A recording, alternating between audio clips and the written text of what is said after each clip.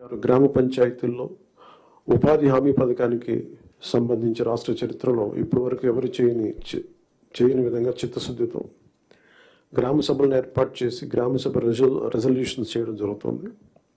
ఇది గ్రామ పంచాయతీలని బలోపేతం చేసే దిశగా మా కూటమి ప్రభుత్వం అడుగులు వేస్తుండటానికి మొట్టమొదటి మహత్కార్యమే ఇందుకు నిదర్శనం.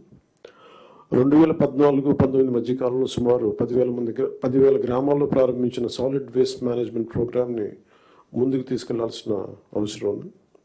అలాగే పైలట్ బేసిస్లో పిఠాపురం నియోజకవర్గంలో ఇన్నోవేటివ్ ప్రాక్టీసెస్తో ప్రవేశపెట్టబోతున్నాం. గ్రే వాటర్ మేనేజ్మెంట్ మెథడ్ ద్వారా లిక్విడ్ వేస్ట్ మేనేజ్మెంట్ని ప్రాపర్గా డిస్పోజ్ చేయడంలో ఒక ప్రాధాన్యత ఇవ్వబడుతుంది.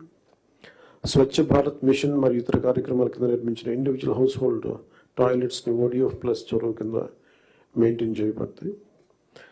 అలాగే హౌస్ హోల్డ్ లెవెల్లో సేఫ్ డ్రింకింగ్ వాటర్ అందించడానికి మేము జల్ జీవన్ మిషన్ కింద ఆగస్టు 15, 2024 నాటికి పల్స్ సర్వే నిర్వహిస్తున్నాం.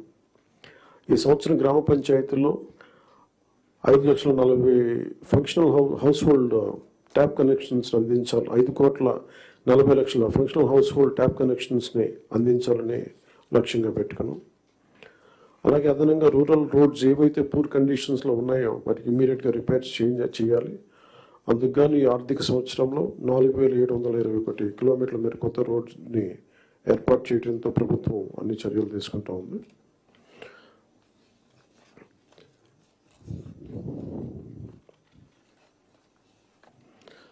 అలాగే మన స్టేట్లో నోటిఫైడ్ ఫారెస్ట్లు 29.23%, 37,421 స్క్వేర్ కిలోమీటర్స్ ఫారెస్ట్ కవర్ ఉంది.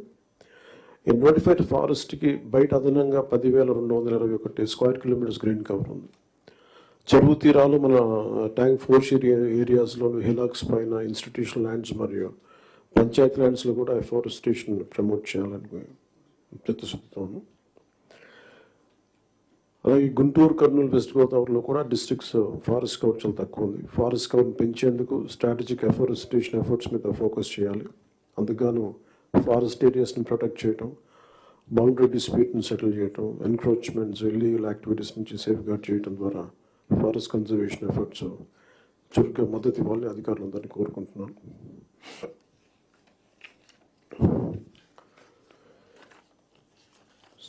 Later we'll go into a very deep level, but నాకు వారంత అనుభవం లేదు కాబట్టి I would like to learn. It's learning పార్ట్గా తీసుకున్నాం. సో చంద్రబాబు గారి దగ్గర నుంచి, గౌరవ ముఖ్యమంత్రి చంద్రబాబు గారి దగ్గర నుంచి వారి పాలనా అనుభవం, వారి పాలనా దక్షత మేము నేర్చుకోవడానికి సిద్ధంగా ఉన్నాం. అంబేద్కర్ గారి మాటలు గుర్తున్నాయి. However a good constitution may be, if those who are implementing it are not good, it will prove to be bad. However bad a constitution may be, if those who are implementing it are good, it will prove to be good. గత ప్రభుత్వంలో ఇదే బలమైన రాజ్యాంగం, ఇదే బలమైన వ్యవస్థ, IAS వ్యవస్థను కానీ IPS వ్యవస్థను కానీ పాలనా వ్యవస్థను ఎలా ఛిద్రం చేశారో చూసాం. అదే రాజ్యాంగం, అదే మీరు మిమ్మల్ని ఇబ్బంది పెట్టారు, పని చేయనివ్వకుండా చేశారు.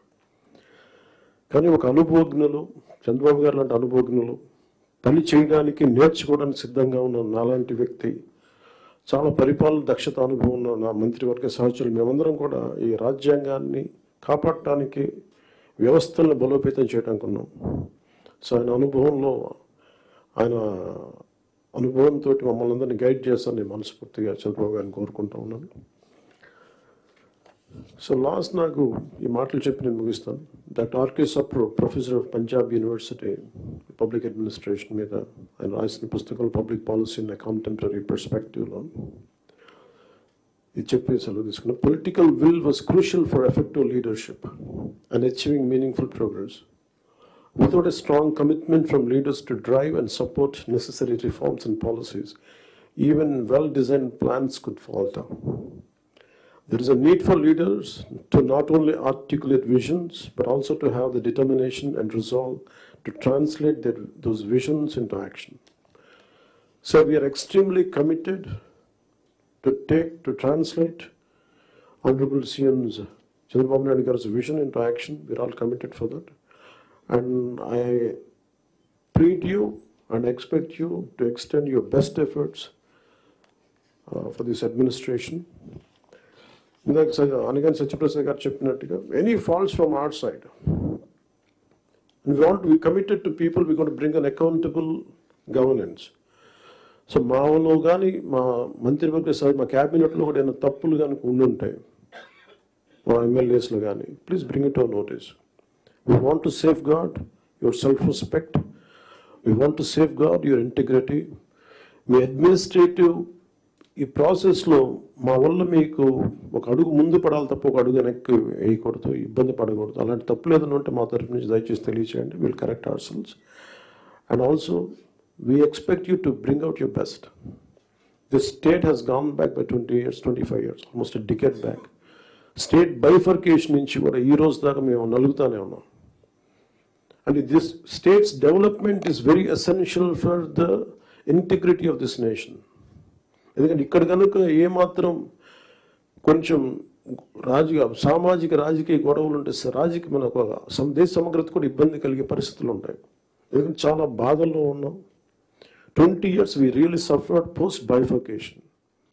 అందరం అవమానాలు పడ్డాం, ఇబ్బందులు పడ్డాం, స్టేట్ దాటి మళ్ళీ వచ్చాం.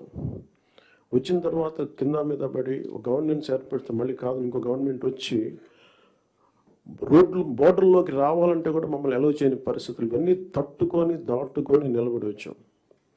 So we are very very committed to give a bright future for this state. All of us, ప్రతి political leader, they think of demographic dividend.